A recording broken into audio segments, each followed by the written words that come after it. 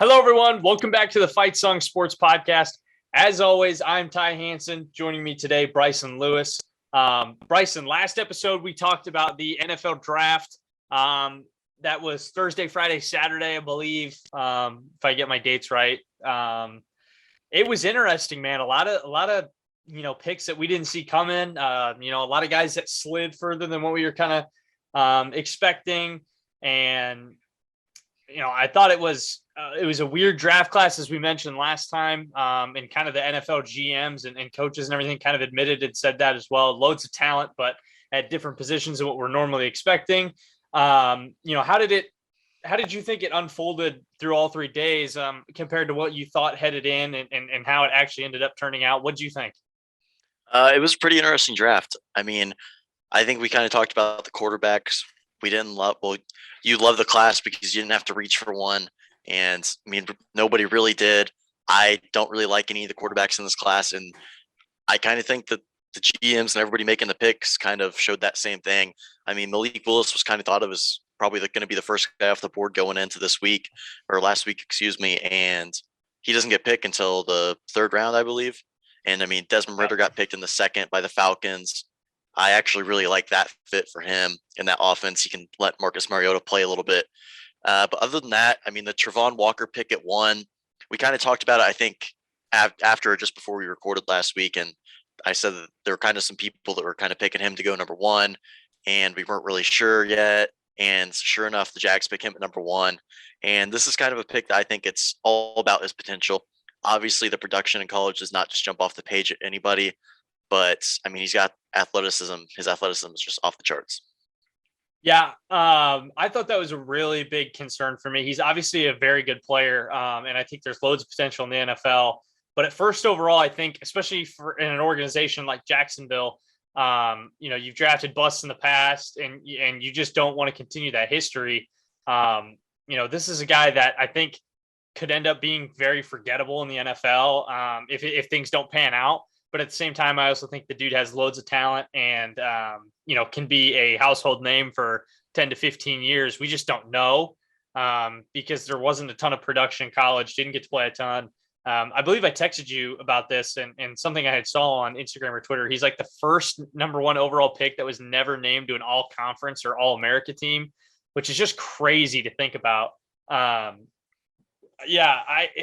think he's a good player. Just first overall, I think, especially in Jacksonville, man, you got to go get somebody who's you're going to get production out of.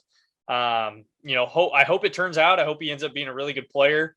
But that move, I thought, I don't love Hutchinson either, but I thought that Hutchinson was maybe the more, experienced and you knew maybe a safer pick. You knew a little bit more about what you were getting.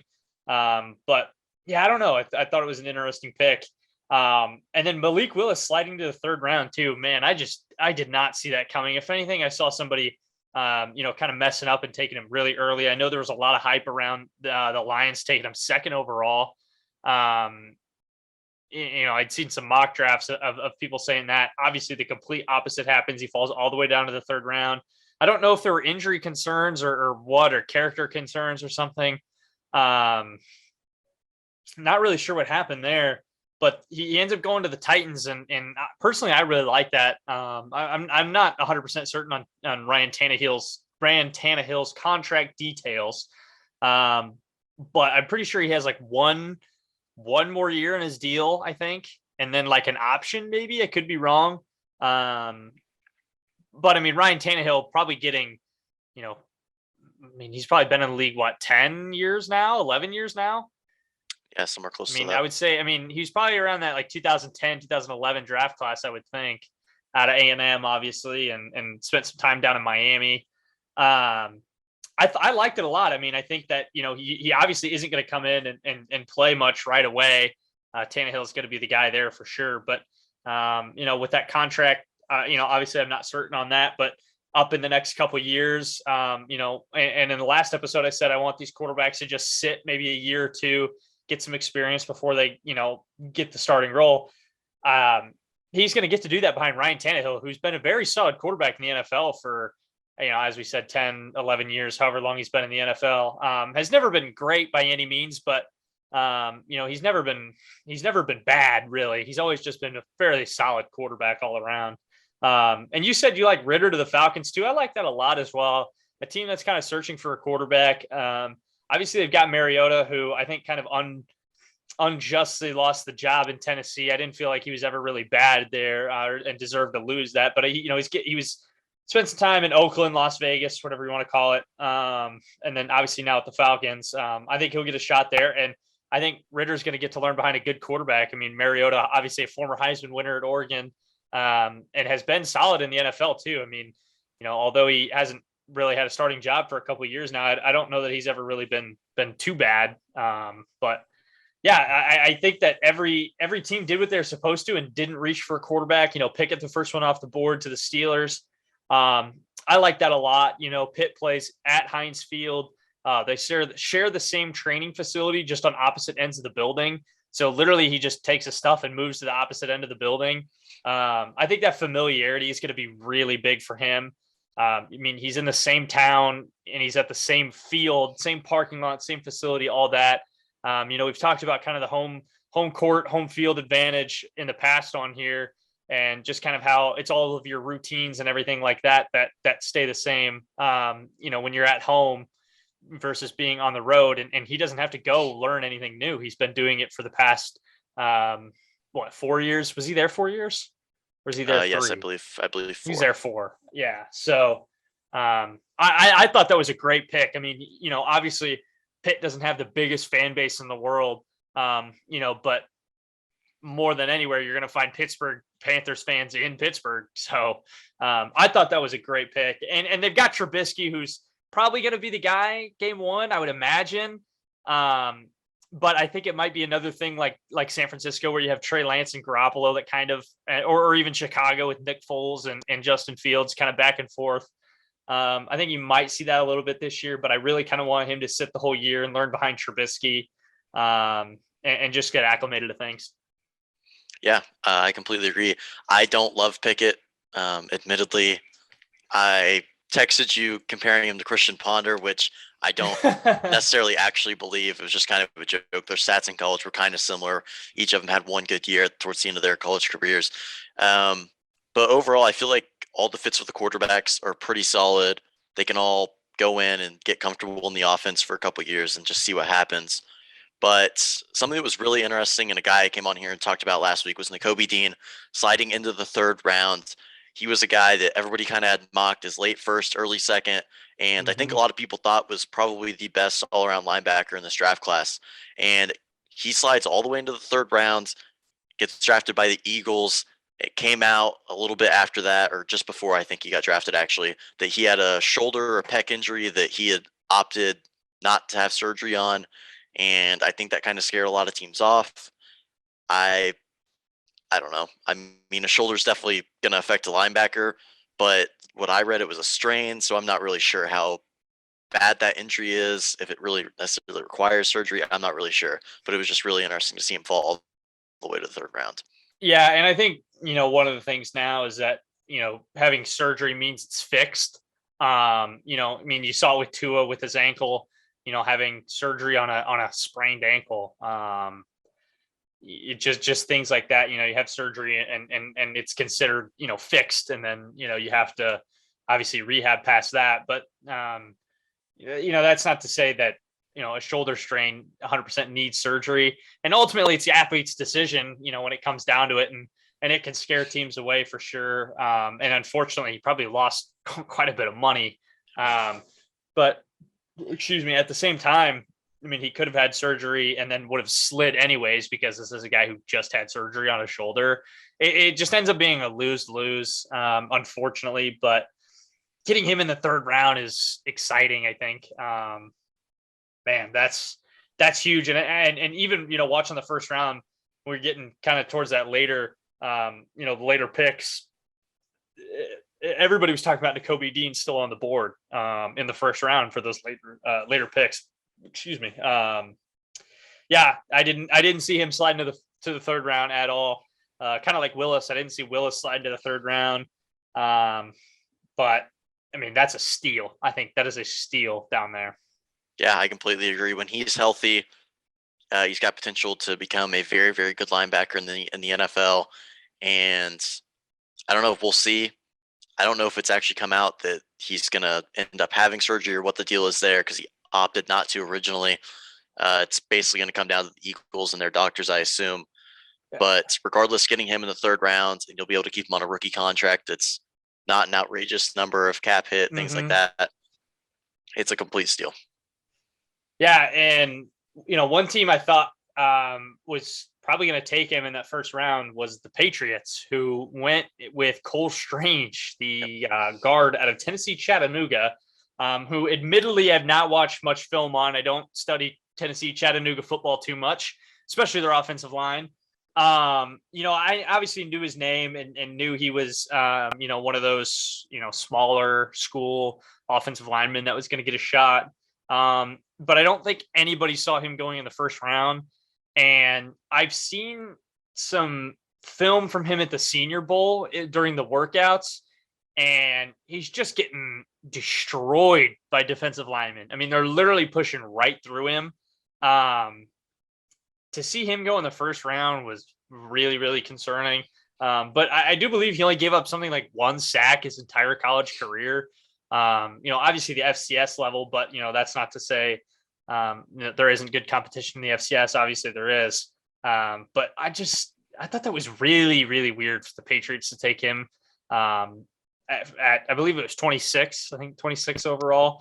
And then with the 50th pick, they went with Tyquan Thornton, who I don't hate as a player, and I think he's a fairly good wide receiver, and can really move, really athletic.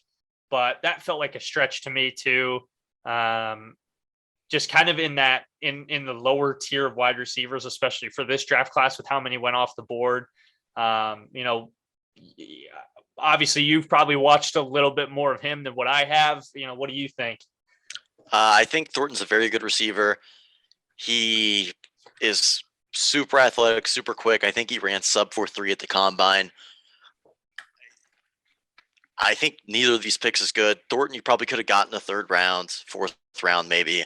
And Strange, you definitely could have gotten in the third round, most likely. I think a lot of people were mocking him, like middle of the third area. Yeah. But I don't know. I mean, the Strange draft pick, I don't like it at all. Thornton, I can understand it. He's fast. Patriots don't really have that guy at wide receiver. They never really have. They've kind of just, Julian Edelman, Wes Welker, but neither of those guys were guys that you thought of as wide receiver ones in the NFL, like in that Randy top Moss tier. Back in the day. That's about it. And I don't know. It's just another guy. They've just kind of got a wide receiver room where there's not a clear number one. So whether you can take that as a positive or you just got a bunch of really solid guys, I don't know. But I think you could have waited on both of those picks. So yeah. And then another thing I thought was interesting from them, I had talked about Bailey Zappi and how much I liked him as a quarterback, especially headed into the NFL. He obviously goes to the Patriots and is going to get to work under Belichick, but with seemingly kind of a ceiling ahead of him and just nowhere to go. Obviously Mac Jones is going to be the guy in New England, barring an injury or something crazy, him falling off, skill wise. A guy who is a genius when it comes to football, getting to work with probably the greatest NFL coach of all time, I think is a great fit for him, other than the fact that he's got Mac Jones ahead of him, who was has been phenomenal so far in the NFL, in the limited action that he's seen. I thought that was a little interesting. I don't know the depth of their quarterback room. I can't even name their backup quarterback, who it would be right now. Is Matt Castle? Brian Hoyer? Is Brian Hoyer still there? Matt Castle? It might be Brian Hoyer, but I'm not sure. Yeah. So, do you need a backup quarterback? Yeah, but I just don't think for a backup quarterback you go with a rookie. Although I do love the fit, and I think it could potentially blossom into something if Mac Jones was to leave or something was to happen there. I don't know. I just felt that was interesting. Yeah, it is Brian Hoyer. I just looked it up. Brian Hoyer. Yeah. I don't know. It's a really, really weird pick. You've obviously got Mac Jones. You took him last year. And you took Bailey Zapp in the fourth round. Yeah. I don't know. It's just a string. It's three really weird picks from the Patriots. I don't understand it. You took a quarterback, your franchise quarterback last year, and now you're taking another one in the fourth round. That doesn't really make sense. Maybe they know something that we don't. I don't know. That's really the only thing I can think of. And it's not like it was a guy who like Malik Willis or Nicoby Dean that we said were sliding. And at some point, you just have to take the best guy that's available on the board if you feel like he slid that far down. Hey, we might not need a quarterback, but this dude's legit. Like, we got to take him before somebody else does, and he slid this far to us. It wasn't that situation. I mean, these guys, they were reaching for these for a position they didn't even need to fill. I mean, they needed a wide receiver, but they didn't need a quarterback, and they reached probably a round or two higher than what Bailey Zappi. I think he was probably anywhere from 4 to 6, I would think, with 4 being the absolute highest, which where he went. I don't know. That felt like a really weird pick for me. Yeah, I completely agree. And then one last thing on the NFL draft. The receivers and tackles went really, really early. I came on here last week. I said I loved both of those positions in this draft. And sure enough, they go super early. I think Neal, Kwanu, and Cross I think they went like 6, 7, and 9 or something like that. Yeah. And then the receivers went 8, 10, 11, and 12. And Drake London was the first receiver. Yeah. He wouldn't have been my first receiver off the board. He's a very, very good player, but I think I would have taken Wilson or Olave before him. Yeah. Regardless, the receivers are really, really good. And so are the tackles. And obviously, Seattle has a massive need on the offensive line. They have for a few years. The Giants as well. So those are all guys that I think can go in and play significant roles on all their teams. First 5 picks defense, right? Only like Correct. The second time it's ever happened, I think. Yeah. Yeah, which was crazy. And I'm surprised Seattle didn't take a quarterback either. I guess opens the door for Baker Mayfield, or you let Drew Lock be the guy there. I don't know. But yeah, I figured Seattle was going to go quarterback, and they didn't. But they got some offensive line help there. But just tons and tons of talent in this draft. As we mentioned last time, it wasn't the quarterbacks. It wasn't the star-studded class that we usually see. There wasn't a ton of headliner names, but these guys are all very, very, very good. And I think we're going to look back in 15, 20 years and realize how good this draft was. But we'll have to see. So. Yeah, I completely agree. I think it tells a lot about next year's quarterback class that teams like Seattle didn't pick a quarterback, because even if Seattle doesn't move on a guy like Baker Mayfield, I think they won like 7 games with Russell Wilson this last year. They're probably not getting any better. They're probably regressing just a little bit, and maybe they try to trade up. They can grab a Bryce Young, a CJ Stroud. Spencer Rattler will be there regardless of what he does this year. I don't think he'll want to spend another year in college. But I don't know. I guess we'll have to see. Yeah, I saw a picture today that was like looking back on the first mock draft, I think, from this time last year, and it was Rattler and Howell going 1 and 2, which I thought was funny. But Rattler's going to be a big name again next year if he goes to South Carolina and he blossoms into what everybody thinks he can be. That definitely could be a number 1 overall pick, especially if a team like the Texans has it, or even the Lions could need a quarterback there. So another draft class next year that I think is going to be stacked as it is every year, and we'll see when we get there. Yeah, absolutely. So we'll keep it on football, but we'll move down to college here. Very interesting day, especially for Nebraska.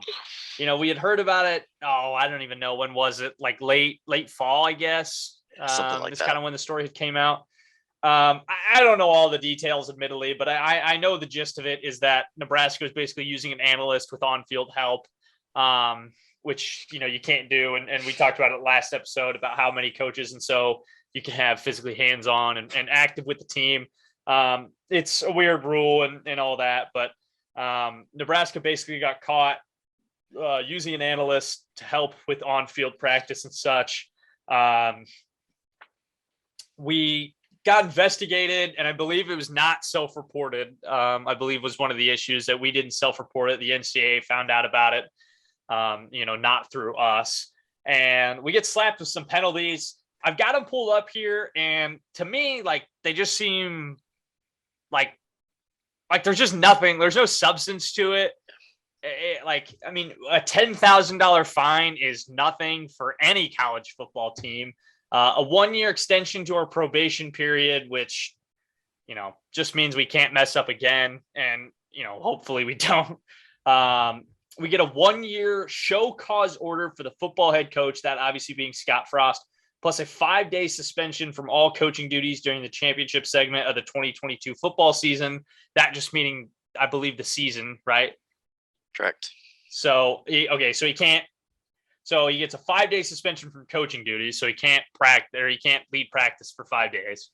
A reduction of the number of football countable coaches by 1 for 2 days of practice. So we lose 1 coach for 2 days. I mean, that's no different than a coach getting sick for like 2 days and can't be there. And then all non-coaching staff members will be removed from practice and competition for 5 consecutive days during the championship segment of the 2022 season. All non-coaching staff members will be removed. So I don't even know what that means. I mean, I feel like there's a lot that falls under non-coaching staff members. Is that considered a janitor? Like, what? I don't know. So, I mean, just seemed like there was not much there. Yeah. Obviously that news kind of came out towards the end of last season. And I texted you a joke this morning. You're getting caught cheating and you're not winning. I don't know. I mean, the penalties don't really mean anything. 5 days during the championship period. I think that is like the postseason. I'm not really sure how they.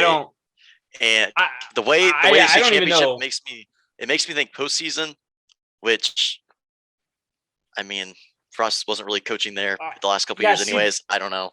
That's where the wording's weird, because I think like the way the NCAA breaks it up is that like the championship season is just considered like when you're competing. I think, but I don't know. I could be wrong, so we'll have to see. But it's 5 days, no matter what. Like, yeah. And 5 days is nothing.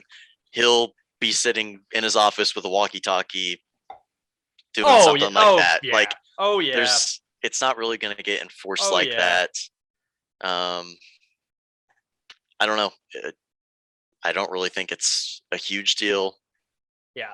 I don't really know what else to say about it. It's not like, everybody else is doing it. We talked about it last week. They're talking about just going like to where all analysts can be on the field and stuff. And we talked about how unfair that would be. Analysts should probably be able to coach on the field regardless, as long as there's some sort of cap that kind of levels the playing field. I don't know. I mean, it's just kind of a dumb rule. Yeah. I don't know. Yeah. I mean, it's like 5 days. Like, just don't get caught again and we're fine. Whatever. I mean, the NCAA just kind of picks and chooses who they want to go after when penalties are committed. But some other really big news for Nebraska. They're able to sign Oshon Mathis, the defensive end transfer out of TCU. We talked about it a while back. Named as top 5 and then named as top 2, which is between Texas and Nebraska. Obviously chooses Nebraska. Most people thought he was going to Texas. It kind of like flipped. It was Nebraska at first, then Texas gained a lot of traction. Most people thought he was going to Texas. And then last minute, there was like, well, he might go to Nebraska. Ends up coming to Nebraska. Turns out one of the key pieces in getting him to come to the Huskers is Casey Thompson. Obviously, quarterback was at Texas, transfers to Nebraska. You got to imagine that, out of anybody that he could talk to, he would know the most about those two programs, having played for both of them, and just kind of tell you what it's like at both places. And we absolutely had to have him. The defensive line at Nebraska right now is, growing thinner every day with guys leaving. And to pick him up just adds depth and also gives us a serious pass rusher, to go alongside some of our other ones who, I think we've got some good ones this year. Obviously, Garrett Nelson and some of our linebackers, Reimer and Heinrich, all are going to be very, very solid on defense. But the defensive line was both interior and edge guys.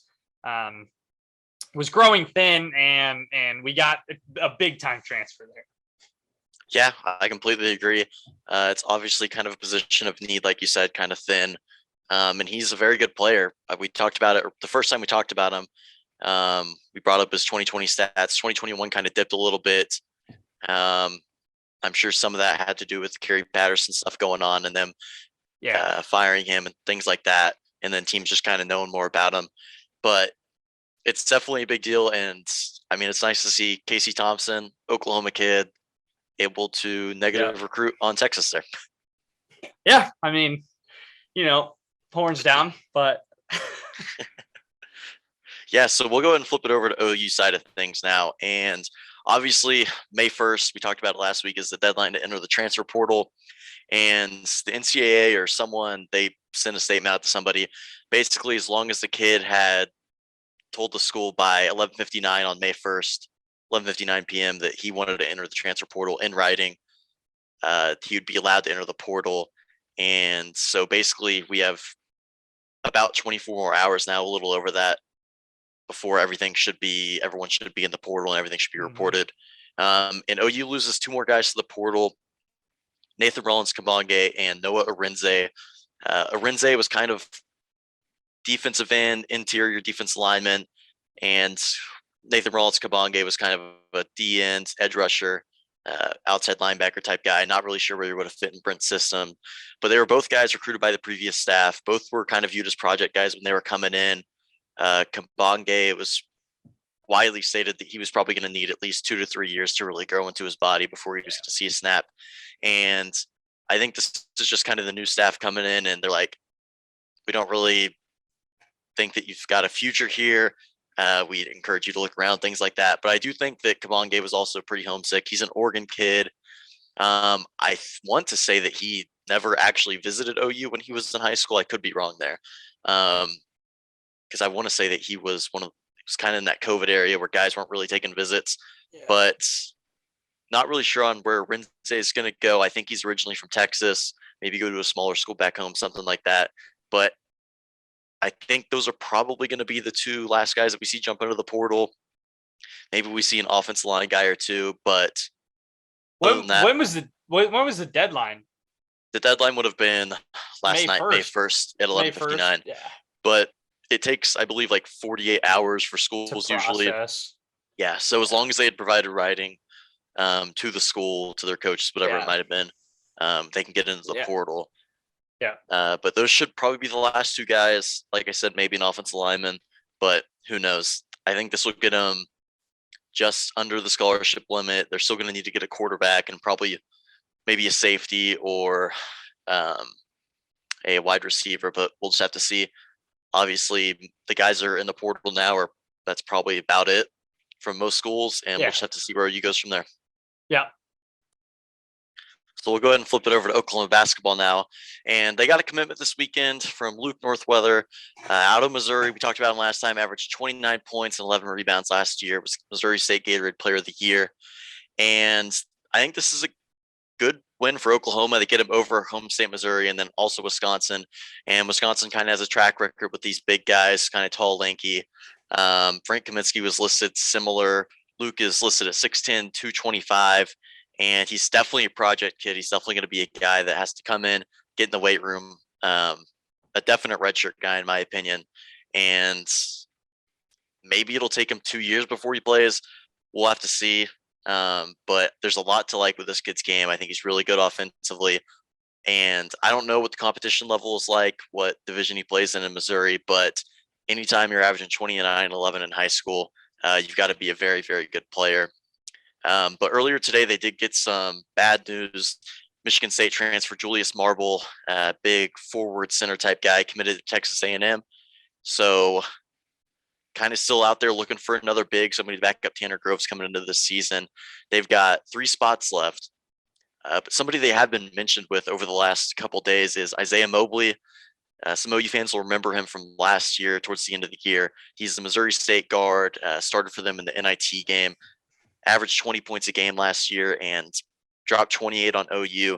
They obviously came up a little short against OU, but I mean, he's a really, really phenomenal player, really good scorer. I think somebody that would come in and probably be an upgrade offensively over Mo Gibson, in my opinion. And they're kind of being mentioned with like 6 or 7 schools right now. It's kind of OU, a tier below them, and then there's 2 schools above them who are Duke and KU. Not really sure how that's going to shake out. We kind of saw something similar last year. Some of the transfers that were coming out of these mid-major schools were going to big schools and then sat a lot during the year. So it's really going to come down to him. I know he's also going through the draft process. I don't expect him to end up going to the draft. I don't think he's projected at all as a first rounder. So he said he's going to focus on that in an article I read from Rivals today, and then probably make a decision towards the end of May or early in June, depending on what his draft comes back as. Consistent scoring is what they need. Consistent scoring. Yeah. Bo Gibson could light it up, but it just wasn't consistent. They need, 20 a game is obviously really solid. And if you can get around that number every game, then they really need that.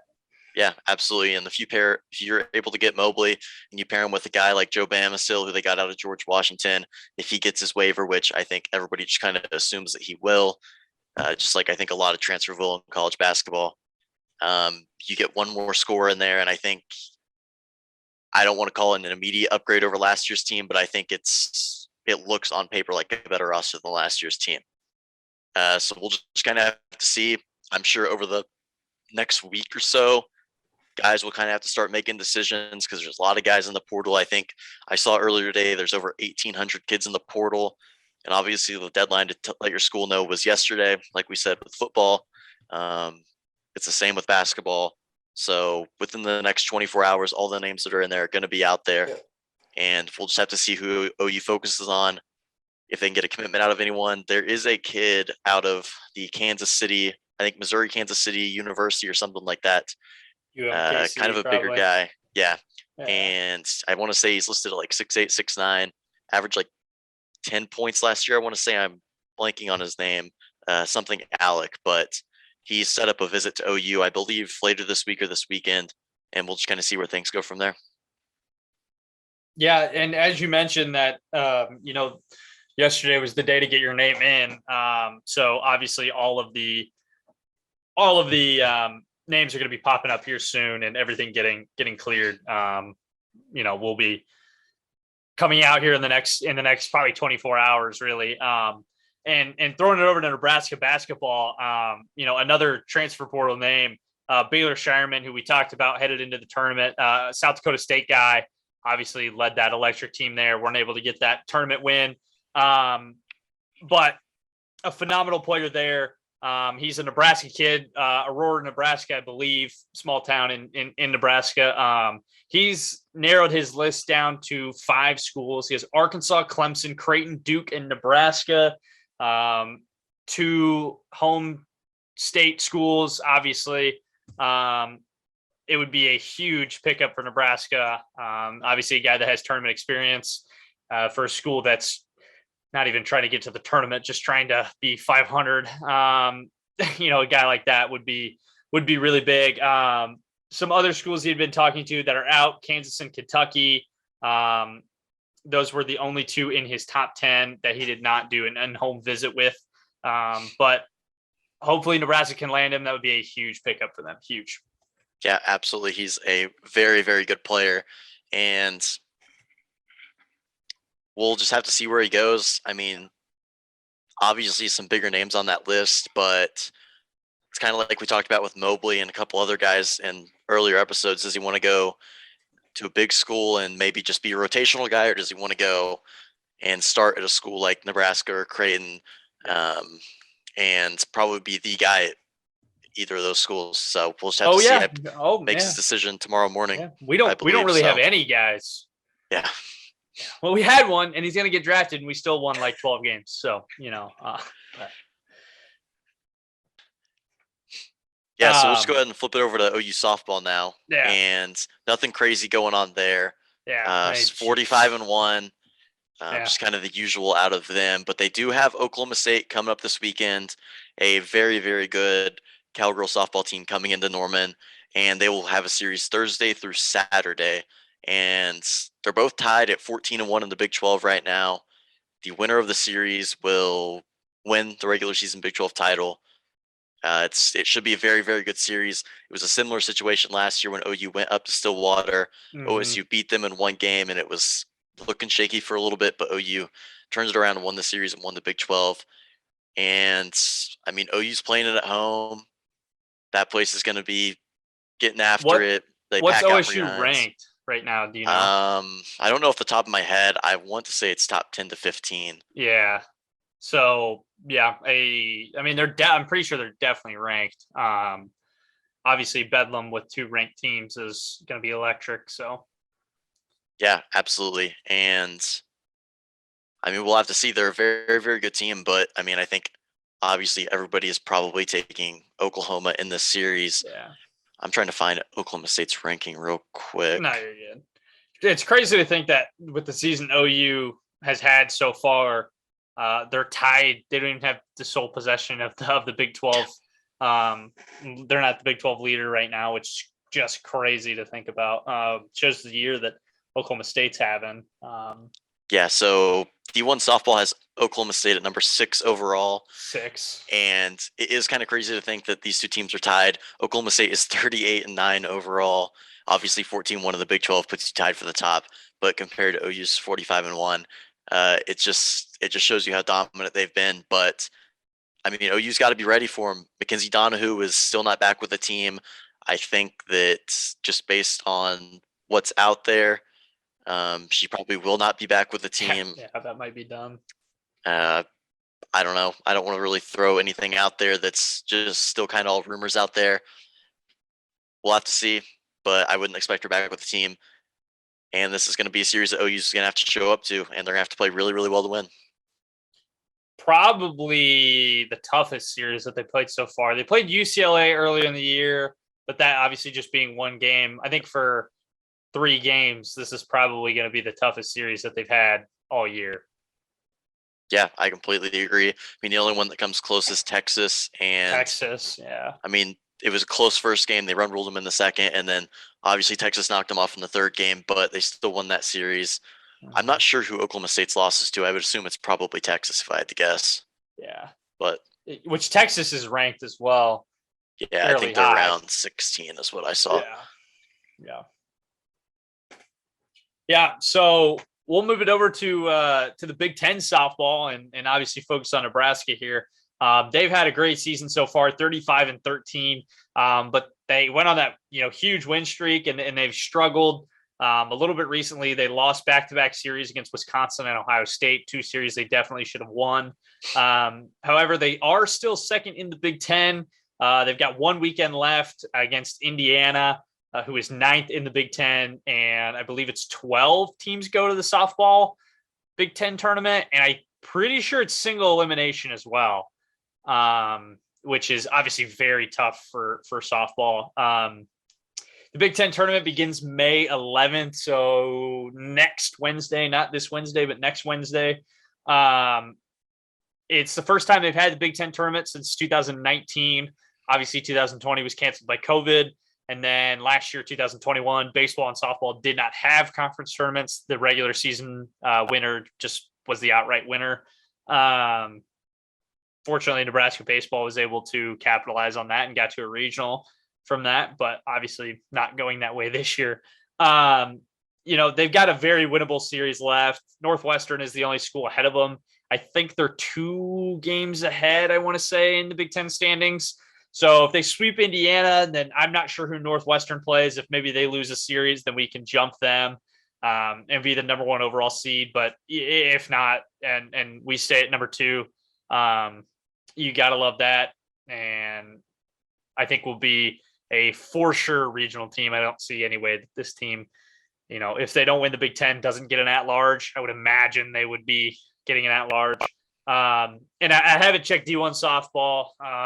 I don't think they're ranked anymore with back-to-back series losses, but I could be wrong. I don't believe they're ranked.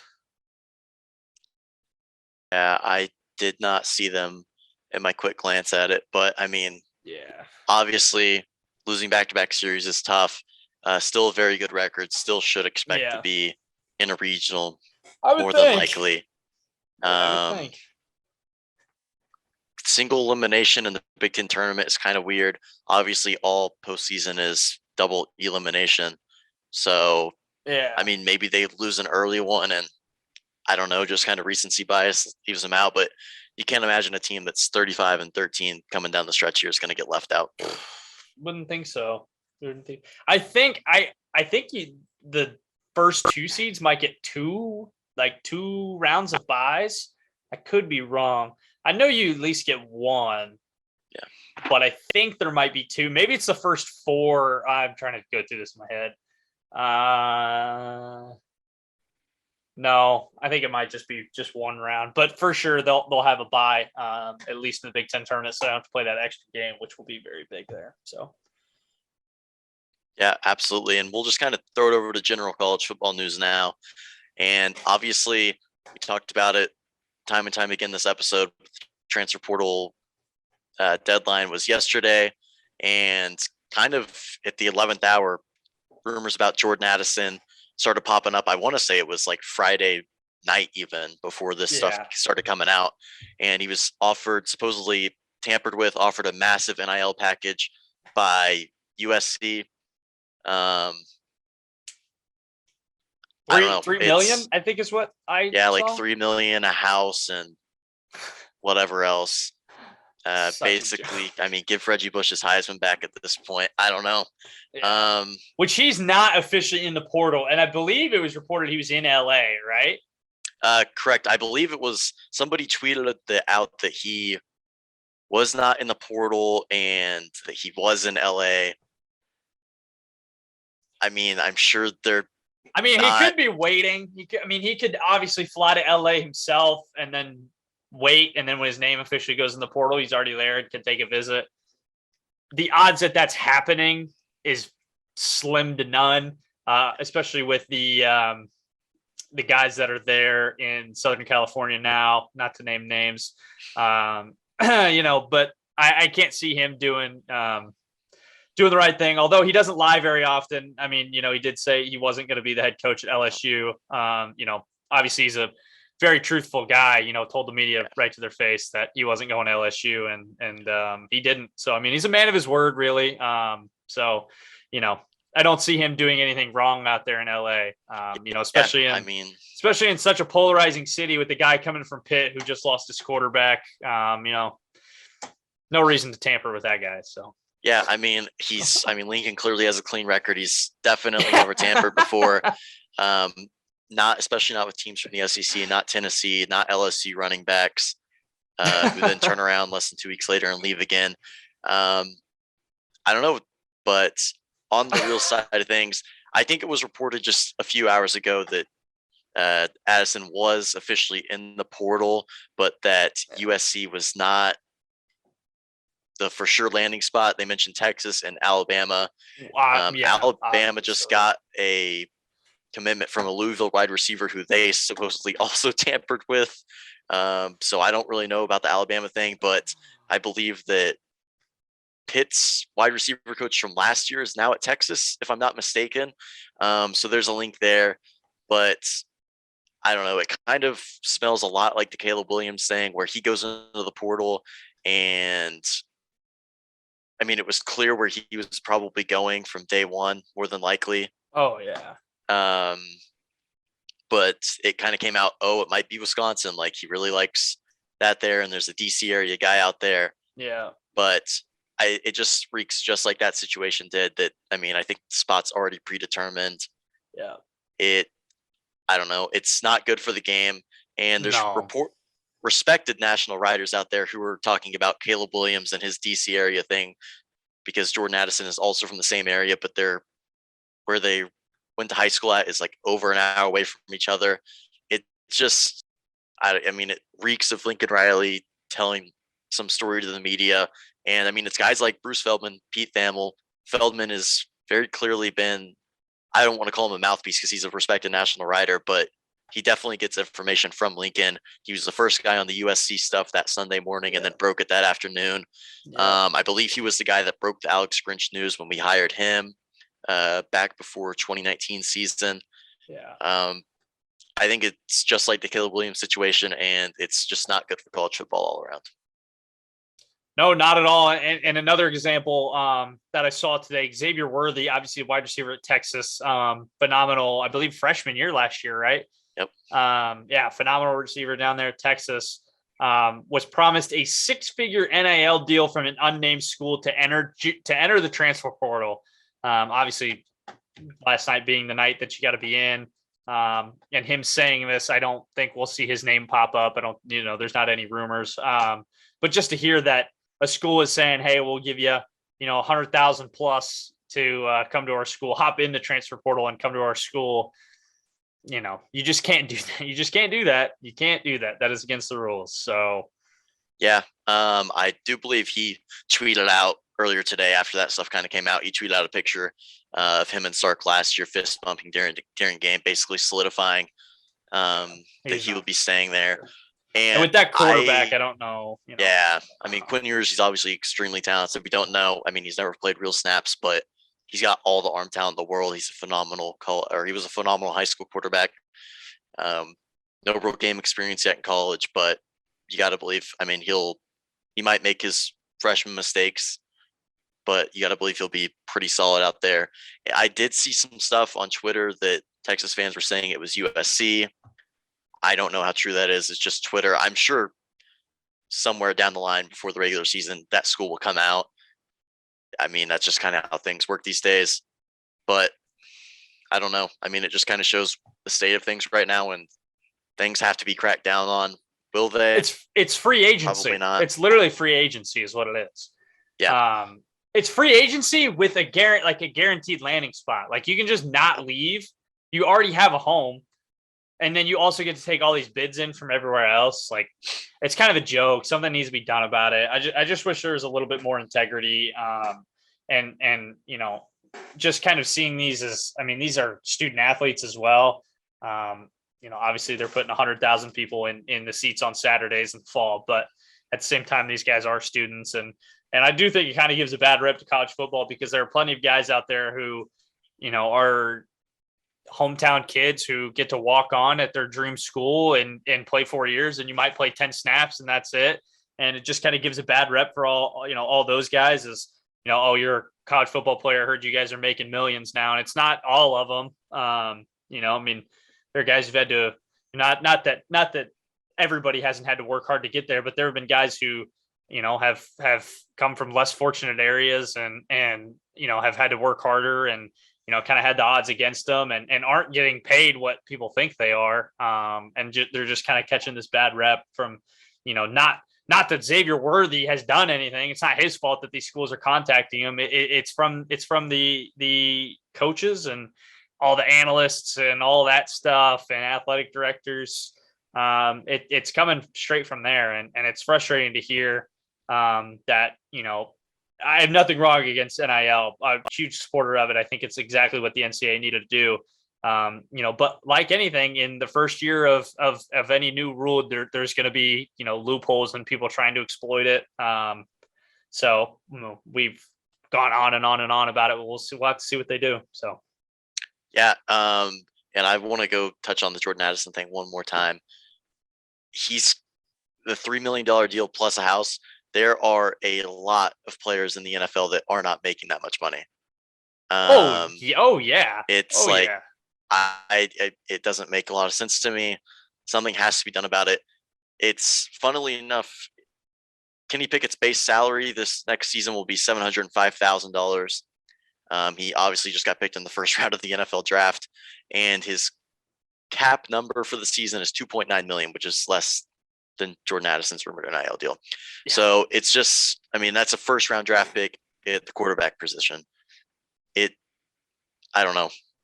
I don't know how they're going to fix it, if they'll even attempt to fix it. Yeah. I don't know. I think, honestly, you might see guys start staying longer.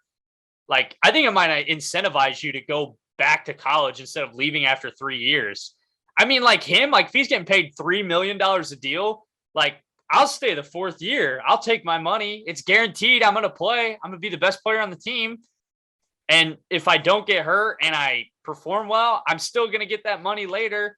but I know I'm getting $3 million here. If I go to the NFL and I make $500,000 my first year and then get hurt or I'm a bust and I don't make anything the rest of my career, like you might see guys stay a lot longer, and even maybe even 5 years, redshirting, and we'll have to see. Yeah, I completely agree. It's an idea that came into my head with Dylan Gabriel. Like, he's a guy, he's no doubt going to put up pretty solid numbers. He probably won't be a Heisman contender. He won't be a finalist, but he's a guy that, I mean, it's been rumored that he wants to come here for 1 year, play in Levy's offense, and then go to the NFL. Because, I mean, it's going to be his fourth year technically, I think, but he had a medical red shirt last year after getting hurt early, COVID year, and then a redshirt year. So he still has like 3 years to play. And he's a guy, I mean, he's kind of shorter. He's a lefty. He won't be a first round pick in the NFL unless he does something unprecedented at OU this next year. And learns how to throw right-handed. No team's going to take a lefty. Like, it's a joke. So guys like that, I mean, why not? I mean, you're like, especially a guy like Dylan Gabriel, you're playing at OU. The NIL collective, I mean, he's getting more opportunities than that. It's like every single day. You follow him on Instagram and he'll be posting stories advertising this brand, that brand, whatever it might be. Yeah, he's a starting quarterback at Oklahoma. He's going to get exactly tons and tons of deals. Yeah. And if you're a guy that's a very, very good college player and you're not going in the first round, second, I mean, even second, definitely not second rounds. I mean, why not stay why not go or back? Two extra? Yeah. Why not? So that'll be something to track over the next couple of years here and see what happens, see how many 3-year guys are still in the draft, or if you see some more 4 or 5-year guys. We'll have to see how that pans out. Yeah, absolutely. So to wrap up here, the bracket for NCAA golf regionals is released at 4 Eastern, 3 Central for us on Wednesday, the 4th. Regionals take place May 16th through 18th, which is a Monday through Wednesday, 3rd week of May. The golf does it a little bit weird. There's 81 total teams that will be at regionals, and the regional sites are already announced. Jimmy Austin down in Norman, obviously home of Oklahoma, getting to host one. Phenomenal place. If you guys have never been there, absolutely have to check it out. The place is incredible. Very fun golf course as well. So obviously Norman has one. Bryan, Texas, Columbus, Ohio, Stockton, California, New Haven, Connecticut, and Palm Beach Gardens, Florida are all hosting. The top 5 teams advance from each regional, and then I believe the top individual that's not with the team goes as well. Because obviously golf, you get to compete as an individual if you make it that far. And then the national championship is May 27th through June 1st. So that last weekend of May. And it is hosted down at Greyhawk down in Phoenix, Arizona, which they had it last year as well. A great place. I believe a Phil Mickelson place. I think he helped.